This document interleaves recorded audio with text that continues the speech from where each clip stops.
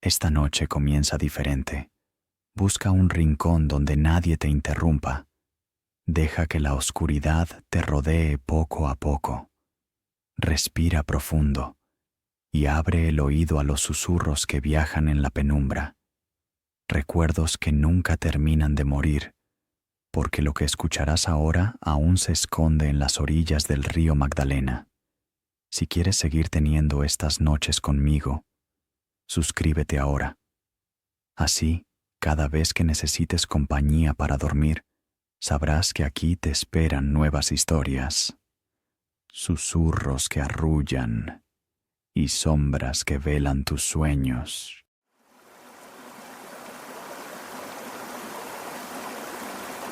Dicen que cuando el río Magdalena respira en la madrugada, no se distingue si es agua, viento o una mujer llamando a su hijo. Yo nunca creí demasiado en esos cuentos. De niño, en Bucaramanga, escuchaba a mis tías hablar de la mujer que llora en el río, como si fuera una vieja conocida de la familia, pero para mí eran solo historias para asustar a los pequeños. Sin embargo, cuando años después viajé hasta Mompox para grabar relatos orales del río, comprendí que había algo más, algo que no cabía en las explicaciones fáciles. El viaje empezó en Magangué, donde tomé una chalupa hacia Mompox. El sol caía como plomo derretido sobre las aguas café del Magdalena. El olor a gasolina del motor se mezclaba con el aroma dulzón de los mangos que vendían en el muelle. A cada lado del río se extendían los playones, verdes y vastos, con garzas blancas que levantaban vuelo, apenas sentían el ruido de la embarcación. El lanchero, un hombre tostado por el sol, llevaba un sombrero volteado y la mirada fija en el cauce. Cada tanto escupía hacia un lado y murmuraba algo que no alcancé a entender. ¿Llega uno antes de la noche?, pregunté, sacudiendo el sudor de la frente. Si el río quiere, sí, respondió sin apartar la vista del agua. Aquí manda el Magdalena, hermano, uno solo navega. Me acomodé la mochila en el regazo. Dentro llevaba la grabadora, micrófonos envueltos en trapos, libretas de notas y un escapulario que mi tía había puesto en mis manos con seriedad antes de partir. Por si las moscas, me dijo. Ella siempre ha sido de esas mujeres que cruzan todo con la señal de la cruz, el recibo de la luz, la puerta de la casa y ahora mi pecho antes de viajar al río. Cuando al fin llegamos a Mompox, la tarde había encendido el cielo en tonos ámbar. Las casas coloniales de balcones de madera parecían susurrar su propia vejez. En el aire flotaba un olor a tierra mojada, a carbón encendido y a bocachico frito. Me alojé en la casa de doña Aura, una mujer delgada, de piel color canela y ojos chiquitos que parecían leer pensamientos. La casa era de tapia pisada, con un patio lleno de almendros y gallinas que picoteaban entre las sombras. Mientras me servía limonada con panela raspada, me preguntó sin rodeos: ¿Usted conoce la historia de La Llorona? Me reí nervioso. Pues claro, doña, desde niño la escucho. Ay, mis hijos y todo eso, pero esa es mexicana, ¿no? Ella me dio una palmada en el brazo y negó con la cabeza. En Colombia también llora, mijo. Y aquí, en el Magdalena, llora más hondo. No confunda el mapa con el agua. Esa noche, la primera en la casa de doña Aura, me acosté con el rumor de los grillos y el croar de los sapos. El ventilador gemía al girar, moviendo un aire tibio que olía a barro fresco. Afuera empezó a llover despacio, como si el cielo llorara con calma. Cerré los ojos y escuché.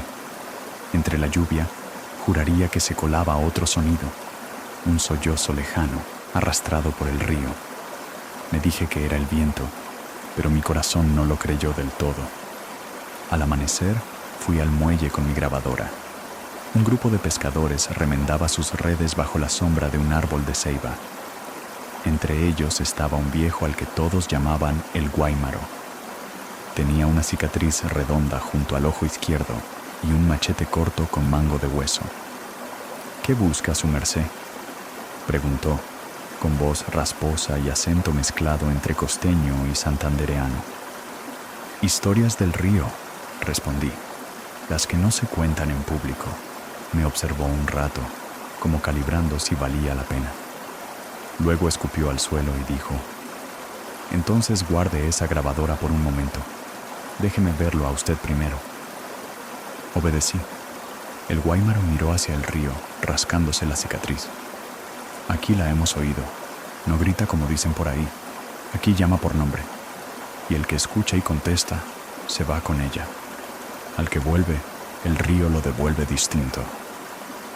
Me estremecí. ¿Y quién volvió? Jacinto. Volvió con la mitad del pelo blanco en una sola noche. Desde entonces no pisa charcos sin rezar antes. Dice que hasta en los charcos se esconde el río. Encendí la grabadora sin pedir permiso. Tal vez porque ya se había descargado al contarlo, me dejó grabar. Su voz quedó registrada, áspera, acompañada del murmullo del agua y del aleteo de las garzas. Habló de canoas vacías que aparecen a la deriva, de luces en la ciénaga que no son faroles, de un olor a sábalo podrido que anuncia desgracias. Escucharlo era como sentir que el río mismo estaba hablando a través de él. Al mediodía, comí mojarra frita con yuca y suero costeño en el patio de doña Aura. El calor era tan espeso que el tiempo parecía detenido. Los niños jugaban con trompos bajo la sombra de los almendros. Un vendedor de raspao pasó raspando hielo con un metal brillante y los jarabes de colores mancharon de rojo y azul las sonrisas de los pequeños. Todo parecía normal, pero dentro de mí la palabra llorona se había quedado como un eco incómodo. Esa noche volvió a llover y volvió el llanto. Esta vez lo escuché más claro, como un hilo de voz que cruzaba la ventana. No dije nada. Me quedé en la cama, apretando el escapulario contra el pecho, con la grabadora encendida. Lo único que quedó registrado fue un silencio denso, interrumpido por un susurro casi imperceptible que, cuando lo reproduje después, sonaba a mi nombre. Y entonces comprendí. El río me había escuchado. A la mañana siguiente fingí normalidad, como si la noche no hubiera pasado nada. Tomé café en pocillo de peltre, saludé a los vecinos que barrían las aceras y agradecí a doña Aura la arepa de huevo que me sirvió con una sonrisa breve. Pero el recuerdo de aquel susurro seguía incrustado en mi cabeza. Revisé la grabación una y otra vez, y aunque el ruido del ventilador y la lluvia lo disfrazaban, allí estaba, una voz húmeda que pronunciaba mi nombre. Con la grabadora en la mochila, me dirigí al mercado ribereño. El bullicio me alivió. Vendedores ofreciendo plátano verde, queso costeño envuelto en hojas, gallinas vivas en jaulas de madera, bocachico aún saltando en baldes de agua. Grabé los pregones, los pasos apresurados sobre el suelo húmedo, el murmullo de regateos. El aire estaba saturado de olores, guayaba madura, pescado fresco, sudor y gasolina de los motores que esperaban pasajeros. En un rincón del mercado encontré a Manuel, el nieto de doña Aura. Tenía un balde de agua en las manos y la mirada fija en mí. Me acerqué y lo saludé. Él no respondió. Solo señaló hacia el borde del mercado, donde el cemento se encontraba con la orilla lodosa del río. Seguí la dirección de su dedo y vi algo extraño. El agua parecía agitarse en un pequeño círculo, como si alguien soplara desde abajo. No había viento, no había nada, pero el círculo se ensanchaba lentamente. ¿Lo ve?, preguntó Manuel con voz baja. ¿Qué cosa? El ojo del río. Sentí un escalofrío. Cuando volví la vista hacia él, ya se había ido, como si se hubiera disuelto entre la multitud. Decidí ir al muelle de nuevo. Allí encontré a Efraín, un joven chalupero de brazos tatuados. Me ofreció llevarme río arriba hacia un caserío llamado San Isidro de la Ribera. Subí a su chalupa con la ilusión de registrar la música de tambora que, según decían, ensayaban los pobladores para las fiestas patronales. Mientras avanzábamos, Efraín mantenía la mirada fija en el río. El motor rugía, dejando una estela blanca detrás. En las orillas, las vacas bebían agua y las garzas alzaban vuelo. Todo parecía tranquilo, pero en la voz de Efraín había un filo. Aquí uno nunca viaja solo, dijo sin que yo preguntara. Aunque lo parezca, siempre hay alguien mirando desde el agua. ¿La Llorona? Llámela como quiera, pero no le dé confianza, y menos en la noche. Grabé sus palabras, que sonaban a consejo y advertencia. En San Isidro, el calor era sofocante. Bajo un techo de palma, un grupo de tamboreros ensayaba.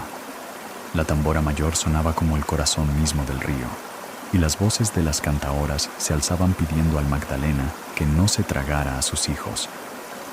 Grabé todo: los tambores, las risas, el choque de las botellas de ron contra las mesas de madera. Pero cada tanto, entre los compases, creí escuchar un sollozo más largo, una nota que no venía de ningún tambor ni... Al terminar, doña Rufina, la cantaora mayor, me llevó a su casa. Me dio agua de panela con limón y me mostró fotos antiguas en blanco y negro. Hombres con atarrayas, mujeres lavando ropa en la orilla, un cura bendiciendo canoas. Con la voz quebrada, me contó que su hija Mercedes se había ahogado en una creciente repentina. La noche que la enterramos, la escuché llorar en el patio. No era mi hija, era ella, la Llorona. Desde entonces cierro las ventanas y pongo a hervir hojas de naranja cuando llueve. Aquí en Colombia, cuando el río llama, uno mete a la casa hasta al perro. Sentí un nudo en la garganta. Le agradecí y regresé con Efraín. La tarde caía y el río parecía más ancho, más oscuro. Una brisa fría levantó la piel de mis brazos. El cielo se tiñó de gris. Fue entonces cuando lo oí, un llanto que no era humano, un sonido húmedo que parecía salir de las entrañas del agua. Me aferré a la chalupa. Efraín me gritó: «No mire para la orilla, y si oye su nombre, no conteste». El llanto se alargó, cada vez más cerca. El aire se volvió pesado, cargado con un olor a leche agria y pañal limpio. Me invadió una sensación absurda de ternura, como si alguien quisiera que me acercara. Pero no me moví. Repetí en voz baja lo que Efraín me había dicho: «Aquí no, aquí no». Cuando llegamos a Mompox, la noche ya había caído. Bajé de la chalupa con las piernas temblorosas. El río parecía reírse de mí en su murmullo. Efraín me puso la mano en el hombro y dijo: «Ya lo escuchó. Ahora no se le va a olvidar nunca». Esa noche no pude dormir. En la iglesia de Santa Bárbara, unas señoras rezaban con velas encendidas. Grabé sus oraciones, buscando consuelo en las voces. Pero al reproducir la cinta, lo que se escuchó no fue un rosario. Fue un murmullo que repetía mi nombre una y otra vez, cada vez más suave, como si viniera de muy lejos y de muy adentro. El río me había marcado. A la mañana siguiente, buscando despejar la mente, caminé por las calles empedradas de Mompox. El sol golpeaba fuerte, reflejándose en las paredes encaladas y en los balcones de madera que daban sombra a las aceras. La gente se movía despacio, como si el calor les arrancara cada paso. Grabé pregones de vendedores de arepas de queso, el repiqueteo de una carreta sobre las piedras y los ladridos lejanos de los perros que perseguían sombras invisibles. Doña Aura me esperaba con un tazón de sancocho de pescado. Me lo sirvió con cilantro cimarrón. y el vapor me envolvió el rostro como un bálsamo. Mientras comía, me contó que en las crecientes más fuertes, las aguas del Magdalena suben sin aviso, arrastrando animales, casas enteras y hasta cementerios. Los muertos también navegan, dijo en voz baja, y luego cambió de tema con una naturalidad inquietante. Por la tarde, decidí visitar a Jacinto, el hombre del que el guáimaro me había hablado. Lo encontré sentado bajo la sombra de un almendro, con la mirada perdida en el río. Tenía la mitad de la cabeza cubierta de pelo blanco, como si el tiempo hubiera pasado solo por un lado. Lo saludé y le pedí permiso para entrevistarlo. Aceptó, aunque con reticencia. El río me devolvió distinto, me dijo sin rodeos. Una noche escuché que me llamaban. Pensé que era mi madre. Respondí. Y cuando volví en mí, estaba flotando en la orilla, con la cabeza ardiendo. Desde entonces, no piso agua quieta sin rezar primero, porque el río, cuando aprende tu nombre, no lo olvida nunca. Su voz era pausada, cargada de un peso que me estremecía. Habló de noches enteras en que el llanto se confundía con la brisa, de pasos que se oían en la ribera cuando nadie caminaba. La Llorona no siempre se lleva a los suyos, murmuró. A veces solo los marca, y los que quedan marcados sienten la orilla como un cuchillo. Grabé todo, temblando mientras sostenía la grabadora. Cuando me despedí, Jacinto me advirtió: si ya la escuchó, no la busque más. No es la clase de voz que uno pueda ignorar. Le va a perseguir en cada gota de agua. Esa noche, en la casa de doña Aura, Manuel volvió a aparecer en el patio. Tenía un trozo de carbón en la mano y dibujaba sobre el suelo de tierra húmeda. Me agaché a mirar. Había trazado la silueta de una mujer con el cabello largo y los pies hundidos en el agua. En su regazo, un bulto que parecía un niño envuelto. ¿Quién es?, le pregunté. Ella, respondió sin levantar la vista. La que enseña a llorar. Quise preguntarle más, pero en ese momento doña Aura salió con una jarra de jugo de tamarindo y Manuel se levantó, borrando el dibujo con el pie. Nadie mencionó nada durante la cena. Solo el silencio pesaba más que las palabras. A medianoche desperté otra vez. Esta vez no llovía. El aire estaba quieto, sofocante. El ventilador se había detenido, víctima de un apagón. El silencio era tan profundo que pude escuchar mi propio corazón golpeando contra las costillas. Y entonces llegó el sonido, un llanto suave, como de un bebé recién nacido. Venía desde el patio, filtrándose por las rendijas de la ventana. Me levanté despacio, sosteniendo la grabadora como si fuera un arma. Me acerqué a la ventana. El patio estaba iluminado por la luna, que bañaba de plata las hojas de los almendros. Junto al lavadero de cemento había agua acumulada, como si el río hubiera invadido el patio. En medio de ese charco se reflejaba la silueta de una mujer encorvada, con el cabello cubriéndole el rostro. En sus brazos sostenía un bulto pequeño. El llanto se volvió más fuerte y me pareció escuchar mi nombre entre sollozos. Me quedé paralizado. La figura levantó la cabeza lentamente, y aunque no pude ver su rostro con claridad, sentí que sus ojos me atravesaban. El frío me recorrió entero. Apreté la grabadora y, sin pensar, murmuré: aquí no. El llanto cesó de golpe. El reflejo en el agua desapareció, como si hubiera sido tragado por la tierra. El silencio se volvió absoluto. Retrocedí tambaleando hasta la cama y me cubrí con la sábana, temblando. No dormí más esa noche. Al día siguiente, cuando revisé la grabadora, escuché lo mismo que yo había vivido. Silencio, luego un sollozo, y después mi nombre, repetido 3 veces. Mi nombre, susurrado como si alguien me arrullara desde las profundidades del agua. y fue entonces cuando comprendí que la historia apenas estaba comenzando.